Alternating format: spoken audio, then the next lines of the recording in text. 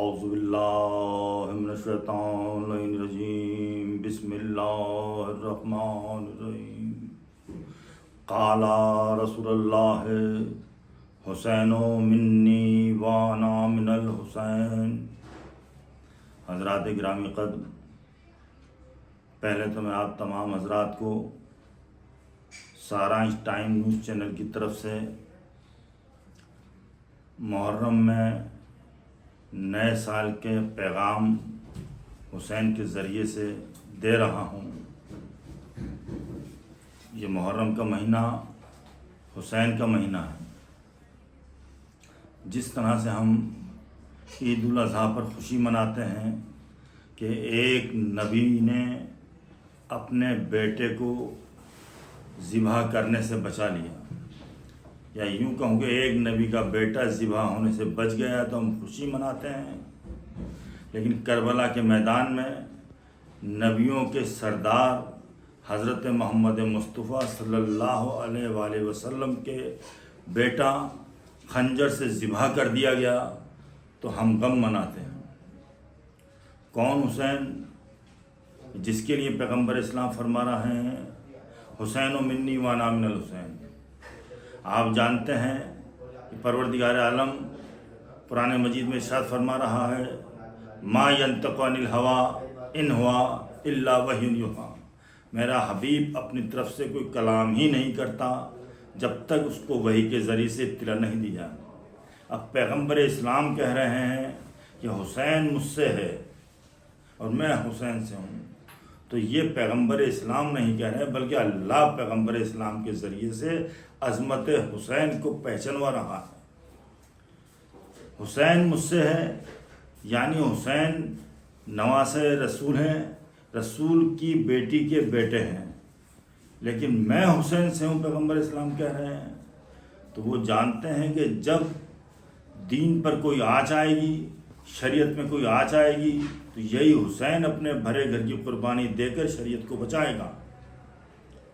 اس لیے حسین کہہ رہے ہیں حسین منی وانا من الحسین، حسین مجھ سے ہے اور میں حسین سے ہوں، اور حسین کی عظمت قدم قدم پر پہچانوا رہے ہیں، کبھی کاندھے پر بٹھا کر کے بتا رہے ہیں کہ دیکھو جو مہر نبوت کے تخت پر بیٹھ سکتا ہے اسے حسین کہتے ہیں۔ عید کے موقع پر سواری کے انتظام نہیں ہوتا تو نواسے کو اپنے کاندھے پر بٹھا کر کے کہتے ہیں کہ دیکھو جس کے لیے خدا کا رسول سواری بن جائے اسے حسین کہتے ہیں۔ جنت سے عید کے موقع پر لباس منگا کر کے بتا دیا کہ دیکھو جس کے لیے جنت سے لباس آ جائے اسے حسین کہتے ہیں۔ حسین مسجد کے اندر ہیں، آپ کا بچپن ہے، رسول نماز میں مشغول ہیں، سجدے کی حالت میں ہیں، حسین کا بچپن ہے، رسول کی پشت پر سوار ہو جاتے ہیں۔ پیغمبر اسلام سجدے سر نہیں اٹھاتے، 70 مرتبہ استغفر اللہ ربی واتوب الیہ۔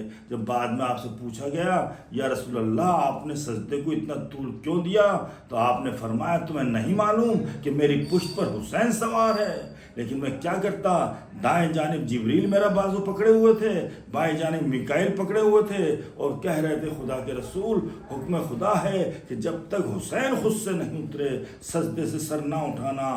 غالباً امام حسین نے اسی دن سے عہد کر لیا ہوگا کہ نانا آپ نے سجدے سے سر اٹھا تو لیا، لیکن جب آپ کے دین پر آنچ آئے گی تو ایک سجدہ ایسا ادا کروں گا کہ سجدے سے خود سر نہیں اٹھاؤں گا، بلکہ آپ کے دین کو بچانے کے لیے اپنے اور اپنے اولاد کے خون سے اس سجدے کو اس قدر رنگین بنا دوں گا کہ دنیا قیامت تک مثال پیش نہیں کر سکتی۔ یہ حقانیت حسین ہے جو دلوں کو منقلب کرتا ہوا خون کربلا سے موجیں مارتا ہوا آگے بڑھا ہے۔ اس نے نسلوں کو منقلب کیا ہے، اور جہاں نسل اور اصل میں شرافتیں آتی ہیں وہاں حسین کے قافلے میں حر بن کر لوگ شامل ہو جاتے ہیں، اور جہاں نسلیں داغدار ہیں وہاں ہر دور میں ابن زیاد اور یزید ابھرتے رہتے ہیں۔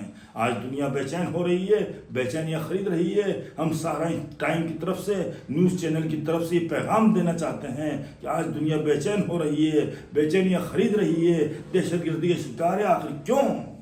اس لیے کہ ان کے پاس کوئی حسین نہیں ہے، ان کے پاس کوئی بولتا ہوا کردار نہیں ہے، ایک ایسا کردار جو دشمن کو بھی اپنے آستانے پر جھکنے پر مجبور کر دے، ایک ایسا کردار جو پیاس کے صحرا سے اشکوں کے سمندر نکالے، ایک ایسا کردار جو حکومتوں کے تخت الٹ کر دائمی حکومت کا اختیار دلوں پر قائم رکھے، دل بنائے اور دماغ بنائے اور یہ اعلان کر دے کہ دولتوں، تختوں، تاجوں، توپوں، میسائلوں، ایٹمک پاور کے ذریعے سے جسموں پر حکومت کرنا اور بات ہے، اور کردار اور خون کے تقدس کے ذریعے سے دلوں کو مسخر کرنا اور بات ہے۔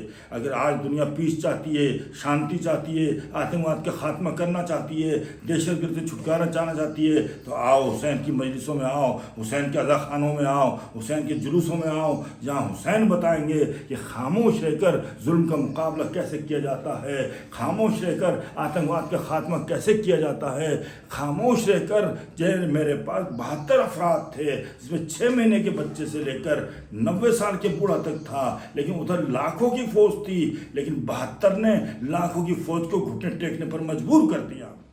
اب یہ مہینہ جو آ رہا ہے یہ کیا ہے؟ یہ محرم کا مہینہ کیا ہے؟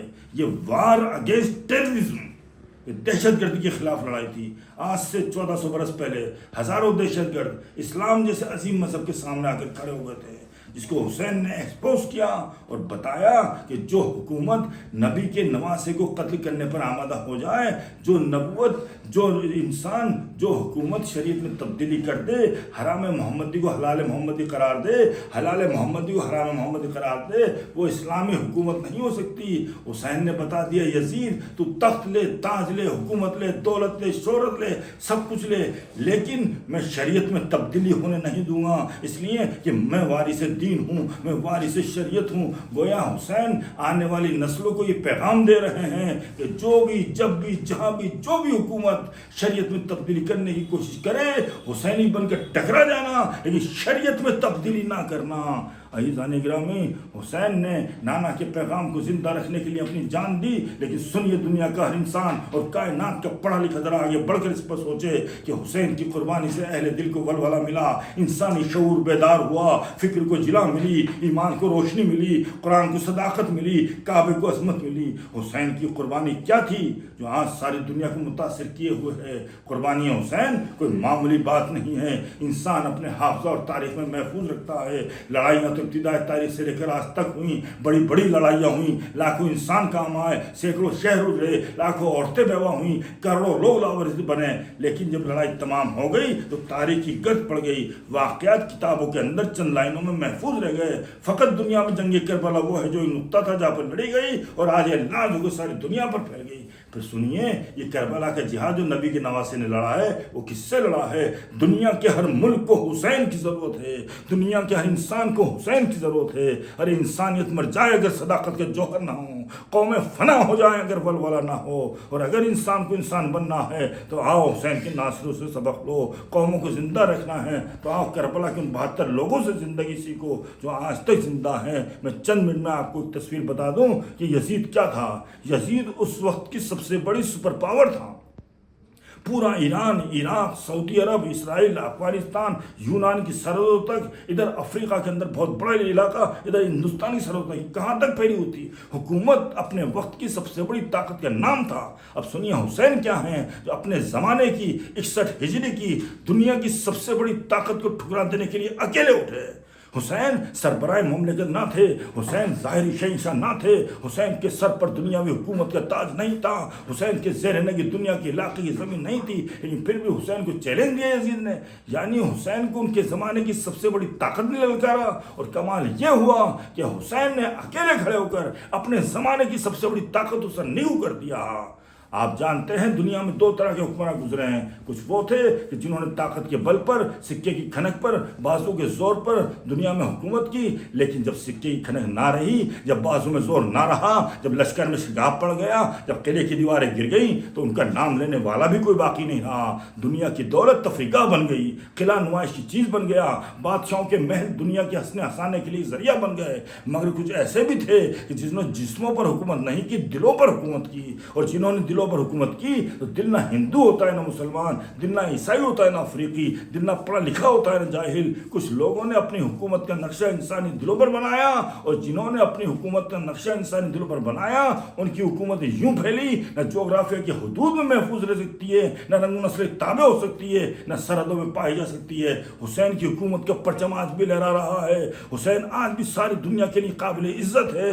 وہ حسین کا در ہے جہاں خالی مسلمان نہیں کھڑے ہوتے ہیں، غیر مسلم بھی آتے ہیں۔ ان آنے والوں سے پوچھئے تمہیں لایا کون؟ اگر دولت کے زور پر بلائے جاتے، جب دولت ختم ہو جاتی لوگ نہ آتے، اگر اقتدار کے زور پر بلائے جاتے، جب اقتدار ختم ہو جاتا دنیا نہ آتی۔ مظلومیت کی کشش یہی ہے کہ انسان آتے رہتے ہیں، عقیدت سے سر جھکاتے رہتے ہیں، محبت کے نذرانے پیش کرتے رہتے ہیں۔ یہ نام حسین اپنے اندر جاذبیت رکھتا ہے، یہ نام حسین اپنے اندر اثر رکھتا ہے، یہ نام حسین دنیا کو بتا دینا چاہتا ہے کہ دیکھو جب تم سے دنیا کی بڑی سے بڑی طاقت بھی ٹکرانے آئے تو اس کو دیکھ کر ڈر نہ جانا، قوت کو دیکھ کر مرو نہ ہو جانا، نیزوں کو دیکھ کر دہل نہ جانا۔ پہلے اپنے مسلک پر غور کرنا کہ راہ حق پر ہو کہ نہیں۔ اگر باطل پر ہو تو بچے کے سامنے بھی مت اٹھنا ورنہ وہ تمہیں گرا دے گا، اور اگر حق پر ہو تو جتنی بڑی طاقت تمہارے سامنے کیوں نہ آ جائے ٹکرا جانا، فتح تمہاری ہوگی۔ لیکن دھیان رہے طاقت حق کی طاقت ہو، طاقت سچائی کی طاقت ہو، طاقت علم کی طاقت ہو، طاقت کردار کی طاقت ہو۔ لشکر کی طاقت کوئی طاقت نہیں ہوتی ہے، حکومت کی طاقت کوئی طاقت نہیں ہوتی۔ حسین نے قیامت تک کے انسانوں کو معیار عزت اور دولت سمجھا دیا۔ دنیا یہ سمجھی کہ جس کے سر پر تاج ہو وہ معزز۔ حسین نے کہا جو تاج کو ٹھوکر مار سکتا ہے وہ معزز۔ حسین تاج پہن کر معزز نہیں بلکہ تاج یزید کو ٹھوکروں میں رون کر معزز ہیں۔ آج دنیا کے اندر غم حسین منایا جا رہا ہے۔ تمام مسلمان بلکہ غیر مسلم بھی رسول کو ان کے نواسے کا پرسہ دینے کے لیے آئے ہیں اور کربلا سمجھنے کے لیے، اور جب تک کربلا سمجھ میں نہیں آئے گی ذکر حسین یوں ہی ہوتا رہے گا۔ اس لیے یہ کربلا بہت مشکل بھی ہے بہت آسان بھی ہے۔ کربلا بہت مشکل بھی ہے بہت آسان بھی ہے۔ مشکل اتنی ہے کہ عمر سعد جیسے مفتی کی سمجھ میں نہیں آئی، اور آسان اتنی ہے کہ حر جیسے سپاہی کی سمجھ میں آ گئی۔ کربلا بنی ہی شریعت کی بقا کے لیے ہیں۔ ڈوب کر پار اتر گیا اسلام، آپ کیا جانے کربلا کیا ہے۔ بادشاہوں کے دسترخوان پر پل کر جوان ہونے والی نسلیں کیا جانے کربلا کیا ہے۔ قتل حسین اصل میں مرگ یزید ہے، اسلام زندہ ہوتا ہے ہر کربلا کے بعد۔ تو کربلا سمجھیے، کربلا نام ہے منتہا عشق کا، کربلا نام ہے بناء لا الہ کا، کربلا نام ہے حسب و نسب کی شرافت کا، کربلا نام ہے آدم سے لے کر عیسیٰ تک کی نبوتوں کو عزتوں کے تاج عطا کرنے والے شریع خون کا۔ ہر فارات رسالت پر اور ساری نبوتیں دیکھ رہی تھی کربلا میں کہ حسین کرتا کیا ہے۔ اس لیے کہ اگر حسین نے کربلا میں یزید کے ہاتھ میں ہاتھ دے دیا تو شیطان سے لے کر یزید اور یزیدیوں کے سر اٹھ جائیں گے، اور آدم سے لے کر آخری رسول اور رسول کے ماننے والوں سر جھک جائیں گے۔ اور حسین نے یزید کے ہاتھ میں ہاتھ نہیں دیا تو شیطان سے لے کر یزید تک اور سب کے سر جھک جائیں گے، اور آدم سے لے کر آخری رسول اللہ ماننے والوں سر اٹھ جائیں گے۔ اس لیے حسین نے کہا کہ ہم سر کٹائیں گے لیکن ہمارا سر کاٹنے والا بھی ہمارے سر کو جھکا نہیں سکے گا۔ اور اس پر ہندو شاعر نے کہا ہے، آپ جانتے ہیں کہ حسین کے بزم میں کسی مذہب کی قید نہیں ہوتی۔ ہندو شاعر نے کہا ہے کہ دلیل فتح تو دیکھو حسین کے قاتل، جو سر جھکانے چلے تھے اسے اٹھا کے چلے۔ تم سر کاٹ تو سکتے ہو، جھکا نہیں سکتے۔ تم ہمارے سروں کو نیزوں پہ بھی بلند کرو گے تو ہمارا سر تمہارے سروں سے بلند رہے گا۔ اس لیے کہ سر بلندی سرداروں کا ورثہ ہے۔ عاشور کے دن ساری نبوتوں مستقبل حسین کے ہاں اور نہیں کے درمیان تھا، اس لیے کہ حسین نے آدم سے لے کر خاتم تک کی نبوتوں کو تحفظ کیا تھا، اور آدم سے لے کر خاتم تک کی نبوتوں کا نتیجہ ہے بناء لا الہ۔ اس لیے خواجہ اجمیری نے کہا تھا شاہست حسین بادشاہست حسین۔ حسین شاہوں کے شاہ بھی ہیں، حسین بادشاہ بھی ہیں۔ دینست حسین دی پناست حسین، حسین دین بھی ہیں اور دین حسین کی پناہ میں بھی ہے۔ سرداد نداد دست در دست یزید حقا کے بنا لا الہ حسین۔ حسین نے سر دے دیا لیکن یزید کے ہاتھ میں ہاتھ نہیں دیا۔ اور علامہ اقبال نے تو یہاں تک کہہ دیا ان کے بخشت بے یقین نارا یقین، ان کے لرزت السجود او زمین۔ وہ حسین کہ جس نے نیزے کے نیچے بھی لا الہ الا اللہ کہا، وہ حسین جس نے کربلا کی جلتی ریت پر سجدے کیے، ان کے زیر تیغ گویت لا الہ، ان کے عشق نش بریت لا الہ۔ وہ حسین جس نے خنجر کی دھار کے نیچے بھی لا الہ الا اللہ کہا. وہ حسین جس نے ریگزار صحرا پر لکھنا شروع کیا خون سے اشہد ان لا الہ الا اللہ. حسین نے راہ خدا میں اپنی جان دی. لیکن سنیے دنیا کا انسان کہ راہ خدا میں مرنے والوں کے لیے میدان جنگ ایسا ہے جیسے عیدگاہ کی منزل، خون میں نہانا ایسا ہے غسل عید، اور زخمیوں کو گرنا ایسا ہے جیسے نماز کے سجدہ. جو اس کو سمجھ رہے تھے انہیں خوشی تھی، وہ دشمنوں کی تلواروں سے گلے مل رہے تھے، لچکدار نیزوں کو سینے سے لگا رہے تھے. انہیں مت دیکھیے جو دولت کے لالچ میں مرنے آئے، انہیں دیکھیے جو حیات ابدی لینے آئے. جیسے جنگ بدر میں لڑنے والے، جیسے جنگ موتا میں لڑنے والے، اور جیسے کربلا کے 72 شہید، یہ وہ شہدائے راہ خدا تھے جنہوں نے اپنی جانیں دے دی مگر حق کو زندگانی عطا کر دی. وہ مجاہد تھے جو خود تباہ ہو گئے مگر اسلام کو تباہی سے بچا لیا. یہ وہ سرفروش تھے جو خود پامال میں اسپا ہو گئے مگر ایمان و اسلام کی پامالی گوار نہیں کی. آج دنیا یہ سوچنے پر مجبور ہے کہ احد کی لڑائی آسان تھی، خندق کا مارکا آسان تھا. پھر کیا وجہ ہے کہ پچھلی تمام لڑائیاں کربلا کی بنسبت آسان تھی؟ میری سمجھ میں تو اس کی صرف یہی وجہ آتی ہے، ان پچھلی تمام لڑائیوں میں اسلام لباس کفر میں مد مقابل تھا، اور کربلا کے میدان میں لباس کفر میں مد مقابل نہیں تھا بلکہ کفر کے چہرے پر اسلام کا لبادہ تھا. جب کفر نے اپنی چال بدلی تو وارث اسلام حسین ابن علی نے بھی طریقہ جہاد بدل دیا. رسول نے قتل کر کے فتح حاصل کی، حسین قتل ہو کے فتح یاب ہوئے. کربلا کے اندر 10 محرم کو نواز رسول نے نانا کے دین کو بچانے کے لیے قربانی کرنا پیش کرنا شروع کی. ایک ایک قربانی دینا شروع کی. پہلے بھانجوں کی لاشیں اٹھائی، بھتیجوں کی لاشیں اٹھائی، فرزندوں کی لاشیں اٹھائی. 6 مہینے کے بچے کو گود میں لے کر کے آئے کہ قوم والو، نانا کا کلمہ پڑھنے والو، اگر تم مجھے پانی نہیں دے رہے ہو تو یہ 6 مہینے کے بچے نے کیا گزارا ہے، اس کو آ کے پانی پلا دو. آپ دیکھتے ہیں ہر مذہب کیوں شریک ہو جاتا ہے جب وہ یہ دیکھتے ہیں کہ حسین نواز رسول کا 6 مہینے کا بچہ جس کو پانی نہیں پلایا گیا، تیر سے اس کی پیاس بجھائی گئی. آخر جب علی اصغر بھی قتل کر دیے گئے تو حسین قوم کے سامنے آئے، قوم میں تمہارے نبی کا نواسا ہوں، کیا میرے بدن پر یہ لباس تمہارے رسول کا نہیں ہے؟ کیا میرے سر پر یہ امامہ تمہارے رسول کا نہیں ہے؟ تم مجھے کیوں قتل کر رہے ہو؟ کہا حسین یہ فضائل و نصیحت بیان کرنے کا نہیں بلکہ جنگ کرنے کا ہے. اگر لڑنے کی طاقت نہیں رہی تو یزید بن معاویہ کی بیعت کر لو. حسین نے کہا ظالموں، میں بیعت کرنے سے ہرگز انکار کروں گا، اس لیے کہ مجھ جیسے یزید جیسے کی بیعت نہیں کریں گے. اب حسین نے جنگ کرنا شروع کی، قریب سے حملے ہونے لگے. آنکھوں پریشانی پر تیر پڑا، سینے پر پتھر پڑا، نیزے نے پہلو زخمی کیا، اور ایمان کا آخر تاجدار 2 عالم پر قبضہ کرنے کو متمنی 2 4 10 20 نہیں بلکہ 1951 زخم کھا کر زینے فرس پر ڈگمگائے. عباس اٹھو، بھائی کو سہارا دو. قاسم اٹھو، چچا کو سنبھال کے اتارو. لشکر والوں کوئی سامنے نہیں رہا تو تم ہی راستہ دو تاکہ بیکس بہن بھائی کو آ کر اتار تو لے. حسین گھوڑے پر ڈگمگا رہے ہیں. آخر وہ وقت آتا ہے 10 محرم کو حسین زین سے زمین پر آتے ہیں. شمر ملعون خنجر لیے ہوئے آگے بڑھتا ہے، بوسہ گاہ نبی پر خنجر پھیر دیتا ہے. ہر طرف سے الا قتل الحسین بے کربلا، الا ذبح الحسین بے کربلا کی صدائیں بلند ہونے لگی. انا للہ و انا الیہ راجعون، رضا بقضاء و تسلیما لامرہ.